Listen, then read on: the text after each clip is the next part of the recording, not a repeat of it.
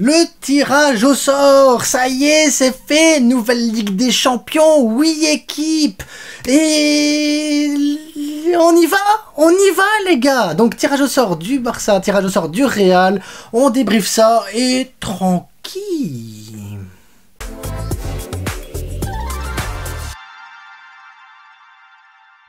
Et comment ne pas profiter de cette Ligue des Champions avec ces superbes maillots du Barça? Ben oui, regardez comme ils sont beaux, comme ils sont magnifiques. C'est la Ligue des Champions, les gars. Et oui, vous dites, mais comment on peut s'offrir ce maillot de fou? C'est simple, levestierstore.com, 10% de remise, code promo, la frite. Et tout ça pour des maillots de qualité qui font plaisir et qui font rêver. Tout ça en description en dessous si vous avez des questions Instagram ou même sur X en privé, n'hésitez pas. En attendant maintenant le tirage au sort parce que c'est ça le plus important. Le Barça qui tombe sur deux petites équipes du pot A, les deux plus petites que je voulais pas du tout. J'aime pas les clubs allemands et on fait quoi? Le Bayern à domicile et Dortmund à l'extérieur. Et on sait, après vous allez me dire mais c'est pas grave, on a un entraîneur allemand, philosophie allemande maintenant, mentalité allemande, les trucs c'est allemand, le Barça est devenu allemand donc on peut devenir les tueurs allemands. J'espère. Je vous avoue, j'espère. Parce que je me dis, allez, pas le Bayern encore. Bah, Bayern, allez, Bayern, bim. Puis après, tu regardes Dortmund. Allez, oui, Dortmund. Je sais que... Après, bon... L'avantage, c'est pas que tu vas faire un aller-retour, quoi. Tu vas jouer à domicile contre le Bayern, tu peux aller chercher un match nul ou une victoire contre le Bayern. À l'extérieur, contre Dortmund, tu peux aller chercher un match nul, même une victoire, il y a moyen. Franchement, il faut pas désespérer. Puis tu joues l'Atalanta chez toi, donc tu devrais gagner contre l'Atalanta normalement. Benfica à l'extérieur, c'est jamais évident, donc voilà. Bah, de toute façon, on fera les avant-matchs, hein. Mais Benfica à l'extérieur, c'est jamais facile. Youngs Boys, bah voilà, ça devrait aller normalement à domicile. Belgrade, donc Zvezda, ceux qui se posent la question, l'étoile rouge de Belgrade, c'est jamais des déplacements faciles, ça dépend quelle période de l'année, parce que t'as le froid, le gel, le truc et tout, t'as peut-être à un moment donné une blessure, un retour de trêve et tout ça, donc c'est jamais des matchs évidents non plus. Brest, première participation à la Ligue des Champions, je suis curieux de voir un peu ce que ça peut donner. Monaco qui nous a battus chez nous, donc il faudra les humilier chez eux cette fois, parce que voilà, il faut rendre la monnaie de leur pièce, mais c'est pas un match qui va être facile, on l'a vu quand on a joué contre eux. Donc voilà, je vais dire que c'est... Allez, c'est mitigé, ça va pas être hyper facile, ça va pas être compliqué non plus. Maintenant, ça va dépendre un peu de l'effectif qu'on aura de disponible également, parce que ben...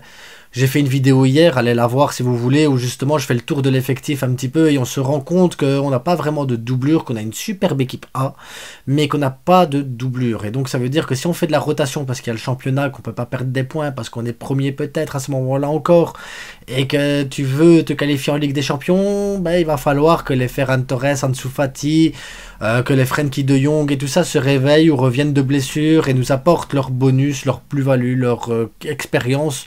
Parce qu'on va avoir besoin de tout l'effectif, les gars. De tout l'effectif. Les matchs ne seront pas à prendre à la légère. Il faudra les prendre un par un. Et il faudra faire le maximum contre chacune de ces équipes-là. Peu importe qu'elles soient faibles ou non. Peu importe que ce soit le Bayern ou Brest. Il va falloir être à 200% dans chacune de ces rencontres. Et aller chercher les points. C'est la première édition, donc voilà. Et j'ai pas envie de vous dire c'est pessimiste. Mais ça va pas être évident. Pas aussi évident que certains, je pense, voudront vous le faire croire en vous disant ça va, c'est Monaco, c'était un match amical, Brest, c'est leur première participation, Belgrade, c'est de la merde, Young Boys, bah, c'est des Suisses, ouais, les Suisses, c'est qui ceux-là, Benfica, oui, c'est compliqué, mais c'est le Benfica, ça va, Atalanta, ouais, ils ont... Bref, les gars, ça va pas être facile, il faudra se battre. Maintenant, du côté du Real Madrid, eux, ils se tapent Liverpool à domicile. Real Madrid qui réussit assez bien Dortmund. Dortmund, ça leur réussit assez bien, donc voilà.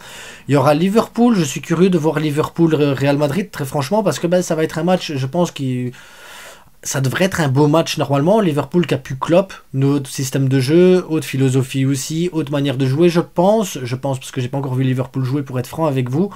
Et puis ça va pas être facile, hein. Jouer en Angleterre contre Liverpool, c'est pas un match facile. Et ensuite, le Milan AC. Donc, Milan AC, voilà, Chukwueze, Leao, voilà, voilà, en plus, tu joues le Milan chez toi. Donc, normalement, bah, le Real devrait pas perdre. Mais voilà, le Real Madrid ne montre pas ce que le Real Madrid doit montrer depuis le début de saison. Donc, voilà, tu peux toujours être surpris. Mais voilà, un Real Madrid en Europe qui devrait pas avoir de soucis contre Dortmund, qui devrait pas avoir de soucis contre Milan, ni contre l'Atalanta, normalement. Normalement, ce qu'on a vu en Super Coupe de je sais pas quoi. Mais bon, voilà. Salzbourg, voilà, Lille, j'espère aller à Lille le voir, franchement j'espère voir Lille Real Madrid aller au stade, je suis pas loin de là donc j'espère pouvoir faire le débrief au stade là-bas. Et Stuttgart, donc les clubs allemands qui réussissent très bien au Real Madrid, contrairement à Barcelone. Donc je vois bien le Real Madrid se qualifier également aussi tranquillement. Eux, je les vois se qualifier tranquillement. Ça peut paraître étrange vu quand tu regardes le début de saison du Real Madrid en Liga, mais le Real Madrid en mode Ligue des Champions, c'est pas le même Real Madrid. Ancelotti n'est pas à calculer ou à faire plaisir ou un tel ou un tel. S'il doit mettre un 4-4-2 et équilibrer son truc et sortir un joueur parce que ça va pas ou quoi, le Real Madrid sait le faire. Le Real Madrid est tueur et le Real Madrid a l'expérience de la Ligue des Champions. Donc pour le groupe du Real Madrid, j'ai même pas envie de dire groupe parce qu'on va dire parcours du Real Madrid, ça devrait aller. Moi je vois bien le Real Madrid faire quasiment en tous les matchs gagner. C'est le Barça en Ligue des Champions qui m'inquiète un peu plus vu la profondeur de banc, la profondeur d'effectifs et les ambitions. Les ambitions, est-ce que les jeunes vont tenir le coup face à des matchs de Liga, puis à des matchs de Ligue des Champions, matchs de Liga, Ligue des Champions.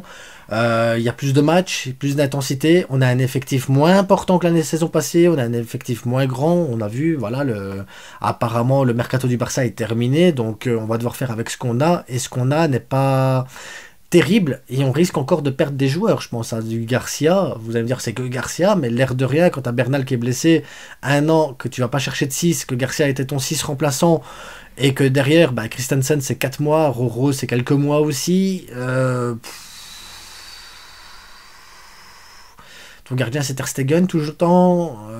Ton défenseur central qui te fait le plus de confiance, à qui t'apporte le plus de confiance à 17 ans. Ton joueur déstabilisateur en attaque à 17 ans. Ton milieu de terrain que tu avais placé en 6 avait 17 ans. Maintenant t'en as plus. Voilà, c'est compliqué. J'ai envie de vous dire, pour le Barça, ça va être compliqué. Pas impossible, pas insurmontable.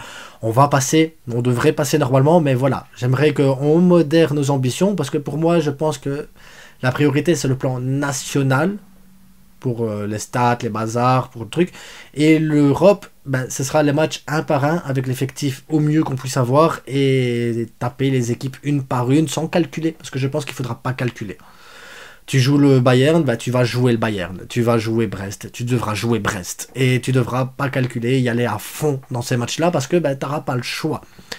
Et on a besoin d'argent, donc on est obligé de se qualifier parce que sinon, ben, on se met dans la merde pour le prochain mercato encore plus que ce qu'on est maintenant.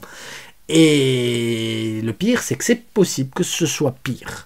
Donc, voilà. De toute façon, on fera les avant-matchs à chaque fois, on regardera, on fera, analysera.